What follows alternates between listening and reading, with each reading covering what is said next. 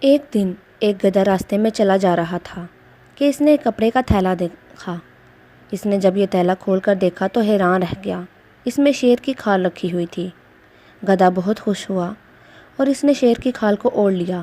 شیر کا منہ بھی اس کے ساتھ تھا۔ آہا، یہ تو بہت ہی اچھی بات ہے۔ اب میں کیسا لگ رہا ہوں؟ یہ دیکھنے کے لیے گدھے نے قریبی تالاب میں جا کر اپنا عکس دیکھا۔ اب میں شیر بن گیا ہوں اور اب میں سب کو مزہ چکھاؤں گا۔ جو میرا مذاق اڑاتے تھے میں ان سب کا مذاق اڑاؤں گا۔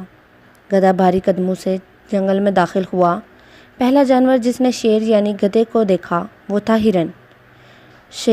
ہرن کانپتے ہوئے بولا اور خوف زدہ ہو کر درختوں کی طرف بھاگ نکلا۔ کتنا مزہ آیا، گدھے نے اپنی کامیابی پر خوش ہو کر کہا۔ اتنے میں دیکھا کہ بھیل امڑی آ رہی ہے۔ شیر صاحب، آپ تو بہت معذور اور بڑے مرتبے والے ہیں اور اچھے جانور ہیں، آپ مجھے نہ کھائیں۔ لومڑی گدھے کے قدموں میں آ کر گر گئی۔ اس نے زندگی کی بھیک مانگنی شروع کر دی۔ گدھے نے اسے لات مار کر بھگا دیا۔ جلد ہی پورے جنگل میں ہلچل مچ گئی کہ جنگل میں شیر آ گیا ہے۔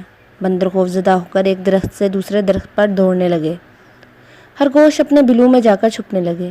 کتنے مزے کی بات ہے، اب مجھے انہیں شیر کی طرح دھاڑ کر ڈرانا چاہیے، گدھے نے اپنے آپ سے کہا اور پھر شیر کی طرح دھاڑا۔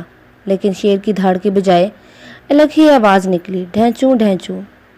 سب جانور نے یہ جب آواز سنی تو وہ باہر آ گئے۔ انہیں گدھے کی اصلیت جاننے میں دیر نہ لگی کہ یہ اصل میں گدھا ہی ہے جو شیر کی کھال میں آ گیا ہے۔